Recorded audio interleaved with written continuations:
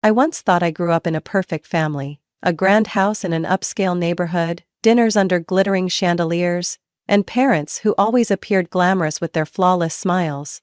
But if there's one thing I've learned over the years, it's that a perfect exterior can hide the deepest cracks. Because, in reality, my perfect family was just a beautifully crafted illusion that everyone wanted to believe in. My name is Lauren Parker, and I grew up in a world where money seemed endless. My father, Richard Parker, was a brilliant businessman who built his company from the ground up, turning it into a multi-million-dollar corporation. My mother, Evelyn, was the epitome of elegance. A woman who never had to worry about money, but spent it faster than anyone I had ever known. My father worked tirelessly and never let our family lack anything. Everything about our lives radiated wealth. A nearly 1,000 square foot mansion with a heated pool, a garage filled with 3 luxury cars, and my mother's wardrobe overflowing with designer dresses she wore once before tossing them aside. But to me, all that extravagance meant little, because the one thing I truly wanted, my parents' attention, was the one thing I could never have. My mother never worked a single day in her life, but she was a master at spending money. "Richard, I need a new Chanel bag. Everyone at the club has one. I can't be the only one falling behind." I heard those words almost every week. My father never objected. He would simply pull out his credit card and hand it over. That habit was ingrained in our family. My mother demanded, my father provided, and the cycle continued. And me? I was raised by a revolving door of housekeepers and nannies who came and went as frequently as my mother's designer handbags. Most didn't stay long, perhaps because my mother always found a reason to fire them. But one of them was different. "Hey, Lynn." She joined us when I was 8 years old. Unlike the others, she didn't just do her job mechanically. She truly cared about me. She helped me with my homework, read me bedtime stories, and even taught me how to bake cookies on quiet Sunday afternoons. I still remember sitting in the kitchen, my hands covered in flour, as Helen patiently showed me how to shape each cookie perfectly. But happiness never lasted long in my house. One afternoon, while sitting on the staircase reading, I heard my mother screaming in the living room. "I saw you wearing my silk scarf." Her voice was filled with anger, while Helen's remained calm as she tried to explain. "Mrs. Parker, I never touched it. Maybe someone misplaced." "I don't care," my mother snapped. "I can't have a thief in my house. You need to leave, now." I knew Helen didn't do it. She would never steal anything. But in my mother's world, even the smallest excuse was enough to get rid of someone she no longer found suitable. That afternoon, I stood silently, watching Helen pack her bags and leave our enormous house. She didn't cry. She simply gave me a sad smile and brushed a strand of hair from my face. "You'll be okay, sweetheart." I didn't know how to answer. All I knew is that, from that moment on, I was truly alone. My father worked harder than anyone I had ever met. Late at night, I often saw him in his study, hunched over stacks of documents, the glow of his desk lamp illuminating the stress lines on his face. He never complained about exhaustion, never spoke about pressure. "If you want something in life, you build it yourself." That was his motto. I believed he was a man who could never be broken. But then, he did break. It happened on a winter evening when I had just turned 14. My mother was lounging on the couch in the living room, scrolling through her phone, giggling at something a club friend had said. I was upstairs, struggling through my math homework, when the phone rang. A sharp, piercing ring that sent a chill through me for reasons I couldn't explain. My mother answered. "Hello." The next second, she screamed. I had never heard her scream like that before. Her voice was sharp, panicked. I bolted down the stairs, my heart pounding. She stood there, her phone slipping from her fingers, crashing onto the marble floor. "Richard!" she gasped. "Richard had a heart attack. At his office." I don't remember much after that. I remember the icy feeling spreading through my chest as my mother drove like a madwoman to the hospital. I remember her stomping through the waiting room, demanding that the doctors do something, anything. But there was nothing left to do. My father had collapsed at his desk, a massive heart attack. No one had time to react. He was gone. His funeral was a perfect performance by my mother. She wore an expensive black dress, her makeup was flawless, and her tears fell at just the right moments. The funeral attendees murmured condolences, hugging her, offering words of comfort. But I knew, deep down, she wasn't mourning the loss of her husband. She was panicking over losing the man who funded her lavish lifestyle. I heard the late-night phone calls. The lawyer said I can't access the full estate immediately? Why not? My mother didn't cry in her bedroom out of grief for my father. She cried over the bank accounts she couldn't touch right away. I knew from that moment on, our lives would change, and I was right. A month after the funeral, my mother walked into my father's office. The large leather chair, the one my father had always sat in, now belonged to her. She swiveled in it slightly, a smug smile curling on her lips. From now on, I'll be running this company. I stood at the doorway, unease creeping up my spine. My mother had never run anything before. She knew nothing about business, had never cared about my father's work. Yet, she was confident she could manage an entire empire. Her first board meeting was a disaster. She gathered the executives and declared, "We don't need to make things as complicated as Richard did. I trust my instincts. Let's cut out all the unnecessary expenses." Within weeks, she fired the CFO for being too negative. Then came the head of operations. One by one, the most experienced people left. The company, my father's pride and legacy, was now being led by someone who didn't understand it at all. I overheard the whispers from employees. Contracts were being cancelled. Payments were late. I saw stacks of unpaid invoices piling up on her desk. She didn't even bother reading them. Yet, she continued shopping, attending high-end galas, pretending as if nothing had changed. I tried to talk to her. "Mom, the company is in trouble. You need someone experienced to help you manage it." She only laughed. "Lauren, you're too young to understand. I know what I'm doing." But she knew nothing. The company collapsed faster than I expected. Within a year, my mother had driven it into insurmountable debt. She scrambled to borrow money, mortgaged everything she could, but it wasn't enough. One day, I came home and found her sitting in the living room, holding a letter in her trembling hands. I already knew what it was.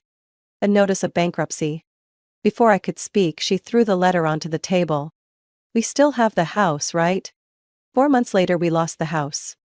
Movers arrived, boxing up everything. Expensive furniture, the paintings my mother had collected, the designer gowns she had once bragged about. I stood in my bedroom, watching them pack away my childhood, feeling nothing but emptiness. My mother still refused to accept reality. "I'll figure something out. We'll buy it back, we just need a little time." But I knew, we were never coming back. In the end, we had one thing left. My college fund. And I knew it was only a matter of time before she tried to take it. After losing the house, we moved into a small apartment in the suburbs. The kind of place my mother once looked down on. From a sprawling mansion with a heated pool and luxury cars in the garage, we were now crammed into a 2-bedroom unit with worn-out furniture and threadbare carpets. My mother never said it outright, but I knew she hated it. Yet, even as everything crumbled, she refused to let go of her spending habits. At first, she tried to maintain appearances, clinging to the illusion of wealth. She wore old designer clothes, carefully applied her makeup before stepping outside, pretending this was only temporary. But the money kept dwindling. One day, I came home and found her sitting at the kitchen table, a stack of documents in front of her. She was reading through paperwork about my college fund. I froze. "Lauren, you know we need to talk about this." Her voice was soft, but I immediately sensed the danger behind it. I sat down, my heart pounding. I had anticipated this moment. I knew it was coming. "You have a trust fund. Money your father left for you. We need to use it." I took a deep breath. "No, Mom. That money is for my education." She placed her hand over mine, her gaze gentle, but I saw the calculation in her eyes. You don't understand, Lauren. We need that money to start over. I'll find a way to invest it, to fix everything. If we don't, we'll lose everything. I pulled my hand away. We've already lost everything, Mom, and I can't let you take my future away from me. For the first time, her face hardened. You're so selfish, Lauren. You're sitting on a pile of money while we're struggling. I felt the anger rise within me. I'm not sitting on a pile of money. That's my college fund, Mom. Dad left it for me because he knew this would happen. He knew you'd spend everything. She slammed her hand on the table. How dare you say that to me, after everything I've done for you? I let out a bitter laugh. What have you done for me? Besides driving this family into ruin. She stared at me, her eyes filled with rage and hurt. But I felt no guilt. For the first time, I didn't feel guilty for speaking the truth. From that day on, my mother never mentioned the college fund again. But she changed tactics. Instead of demanding it outright, she used guilt as a weapon.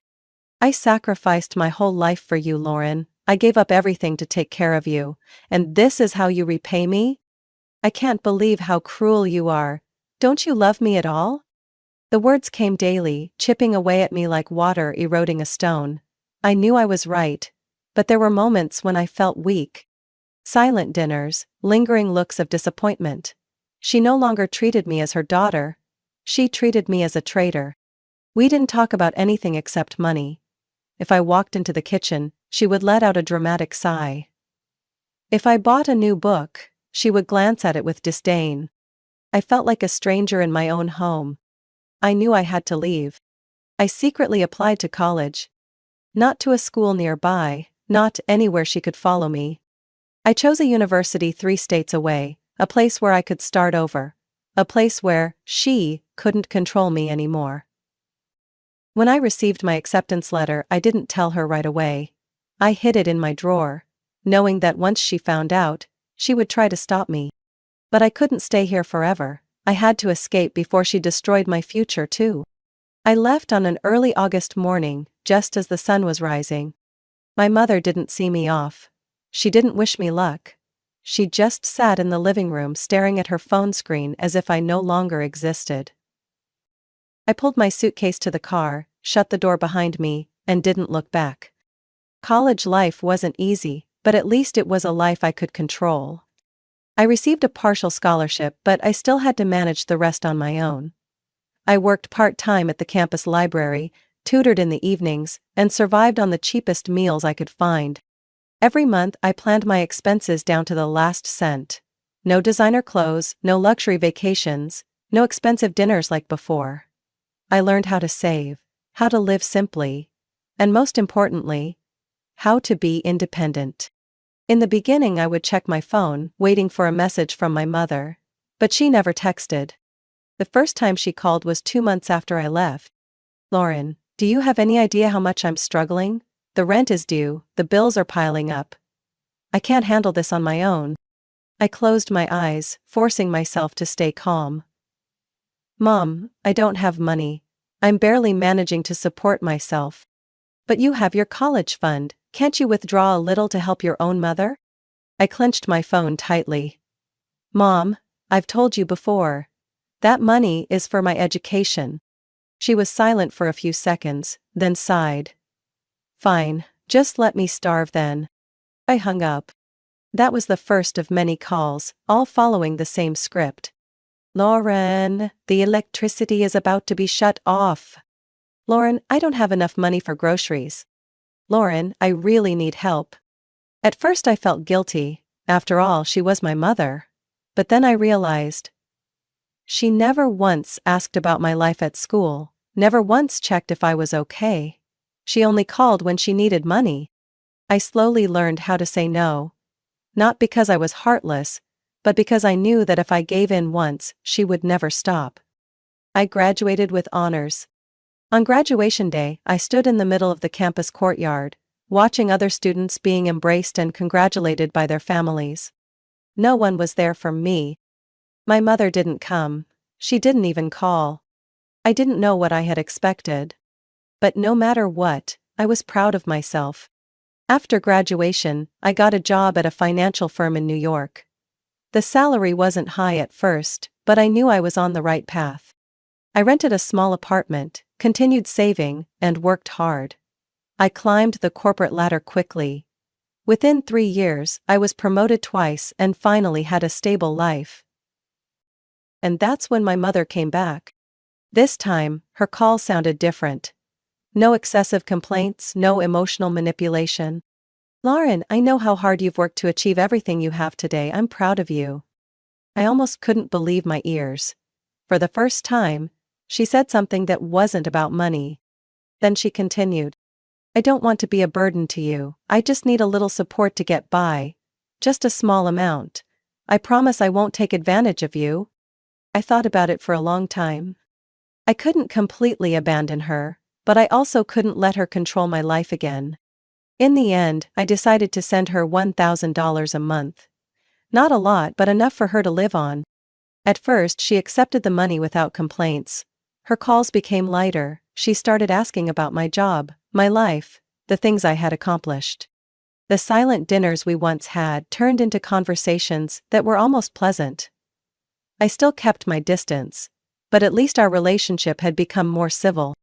However, I never forgot the past. I knew exactly who my mother was, and I knew she would never truly change. I had set a boundary, and this time, I would never let her cross it. I had grown used to my mother's calls. They came regularly each month, always starting with pleasant small talk before smoothly shifting to the familiar topic: money. At first, she kept to our agreement.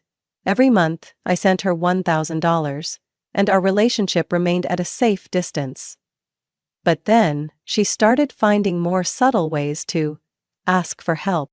"Lauren, I found this lovely little restaurant that you would love. Let's have dinner, just the two of us." We met at a mid-range Italian place. The meal wasn't too expensive and I was happy to cover the bill. But then, these dinners became a habit. She started expanding our family dinners by inviting 1 or 2 relatives. "Oh, you don't mind, do you, Lauren? Family time is important after all." The bill crept up. From $50 to $150, then to $300. But I said nothing. I thought that if this was the cost of keeping a peaceful relationship, maybe I could tolerate it. But I was wrong. 3 years after I started supporting my mother, she called me one April morning. "Lauren, I've been thinking a lot about my birthday this year." I smiled, mentally checking the calendar. "I was just about to ask what you'd like to do."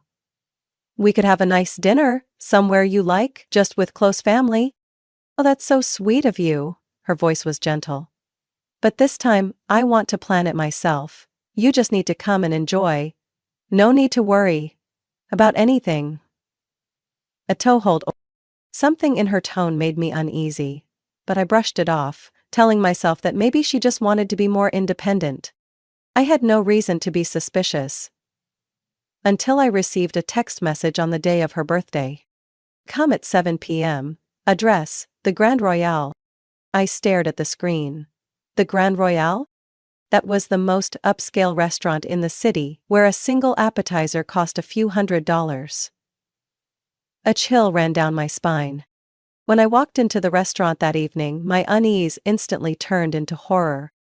A grand private banquet hall, dazzling under massive crystal chandeliers. Long tables covered in white linen, expensive wine glasses, and menus without listed prices. At least 30 people were in the room. All relatives and my mother's friends. My head spun. What had she done? She rushed over, embracing me tightly, her smile radiant. "Lauren, you made it! Happy birthday to me!" I pulled back, trying to keep my voice steady. "Mom? What is this?" "Ugh, I just wanted to have a big celebration for once. After everything, I deserve a special night." I scanned the room. Premium champagne, fine red wine, plates of Wagyu steak. I turned back to my mother, a cold sensation creeping through me. "Mom, who's paying for this party?" Her smile didn't waver. "Lauren, of course you are. You always take care of me, don't you?" The air in the room froze. People turned to look at me, waiting for my response. A knot tightened in my stomach. This wasn't just a dinner. This was a trap.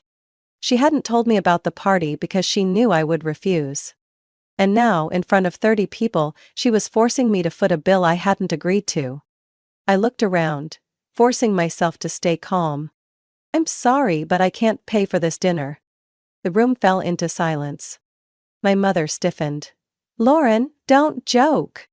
I shook my head. "I'm not joking. I didn't agree to pay for a party I knew nothing about."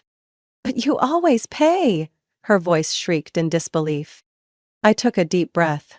Yes, I used to pay, but that was when I had a choice. Today, you took that choice away from me. The entire room fell silent. Some relatives exchanged uneasy glances. Everyone knew I was right. I reached into my wallet, pulled out $200, and placed it on the table. "This is for my meal. The rest? Good luck." I turned and walked out before anyone could react. I didn't look back. I didn't hear my mother's footsteps chasing after me. I only heard the sound of my heels clicking against the marble floor. The only sound of freedom. I had just stepped into my hotel room, not even taking off my shoes, when my phone rang. "Mom." I knew this call was coming, but I didn't expect it this soon. I stared at the screen for a few seconds before answering. "Lauren, what the hell do you think you're doing?" Her voice was sharp with rage, completely devoid of the sweet pleading tone she used whenever she wanted something. "Mom, I was clear, I'm not paying for that party." "Do you even know what happened after you left? Do you know how everyone had to split the bill?" I stayed silent, waiting for her to continue. "Everyone had to pay nearly $400 each," she screamed. "Do you understand? They had to pay because of you." I laughed, but there was no humor in it. "No, Mom, they didn't pay because of me, they paid because of you, because you threw a party without telling me, because you put me in a situation where I had no choice. You are the most ungrateful child I have ever seen, after everything I've done for you." I closed my eyes and took a deep breath. I knew it was time to do what I should have done long ago. "Mom, I can't keep doing this." "What do you mean?" Her voice dropped, cautious now. I opened my laptop, my hands steady for the first time in years. "I'm cutting off your financial support. Starting today, I won't be sending you another cent." Silence stretched across the line. For a moment, I thought she had hung up. Then, her voice came back, cold as ice. "You can't do this to me. You promised to take care of me." I clicked cancel on the automatic bank transfer. "I never promised that, Mom.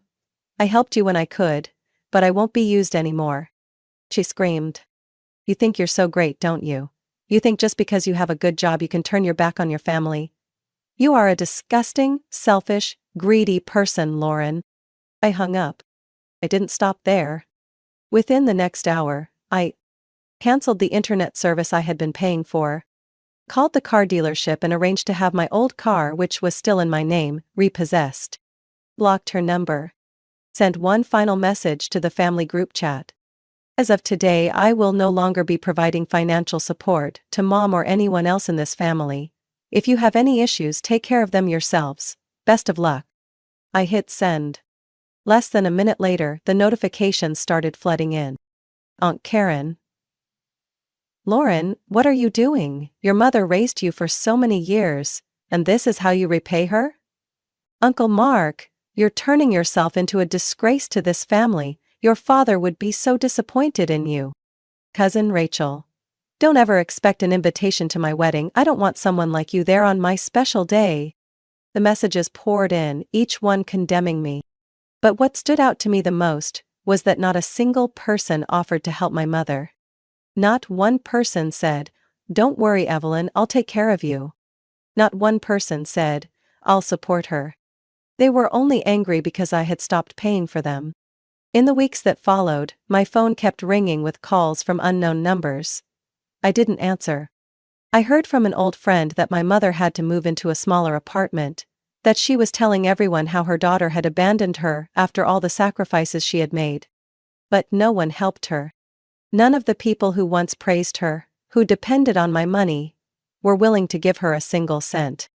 She had always seen me as an endless wallet, the only one she could control. But this time, I had truly left. I didn't feel guilty. I only felt relieved.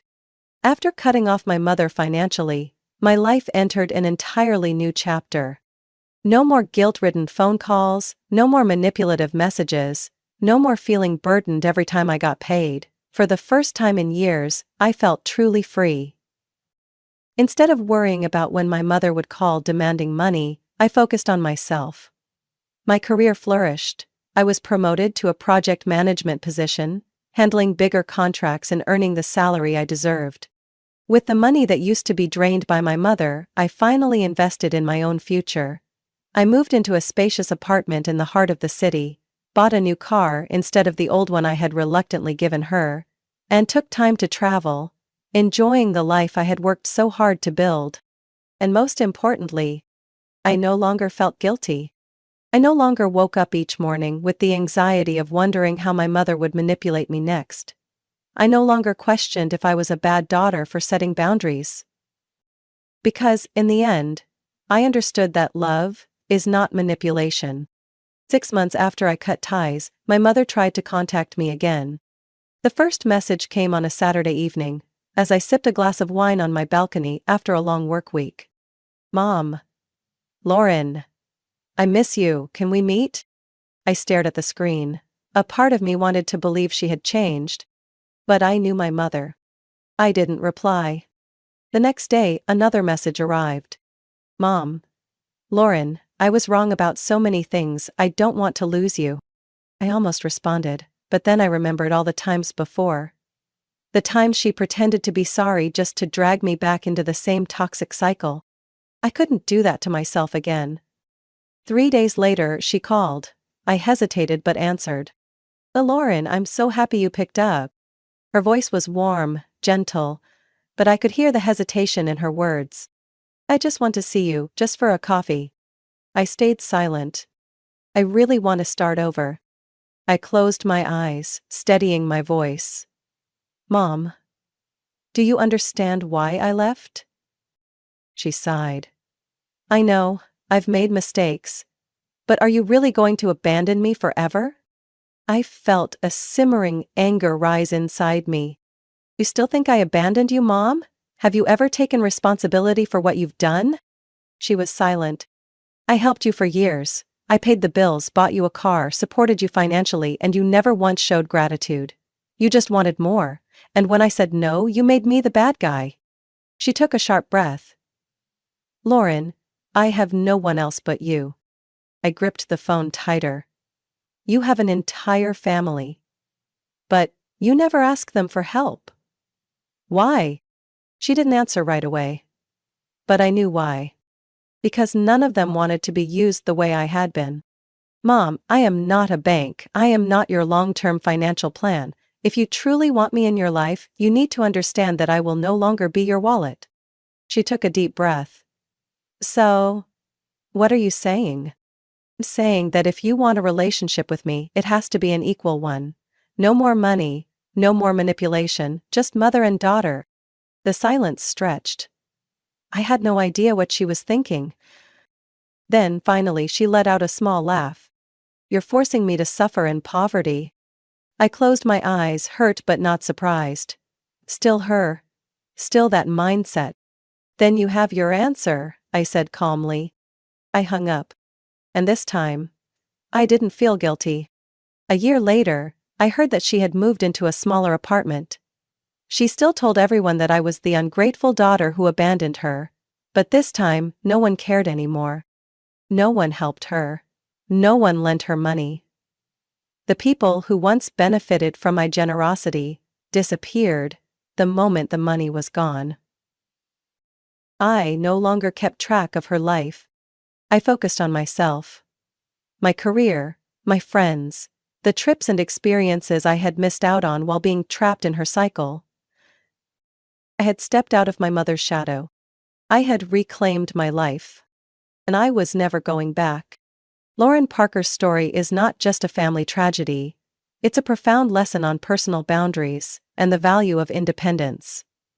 In reality, many people find themselves in similar situations, being financially exploited by family under the guise of love and duty. But helping doesn't mean sacrificing yourself. Lauren learned to say no, to set boundaries, and, in the end, she found freedom. Family should not be a financial burden, and real love is not manipulation. Sometimes, walking away is the only way to save yourself. What do you think about Lauren Parker's story? Do you sympathize with her, or do you think she was too harsh on her mother? Share your thoughts in the comments. Don't forget to follow the channel for more emotional real-life stories about family, love, and personal boundaries.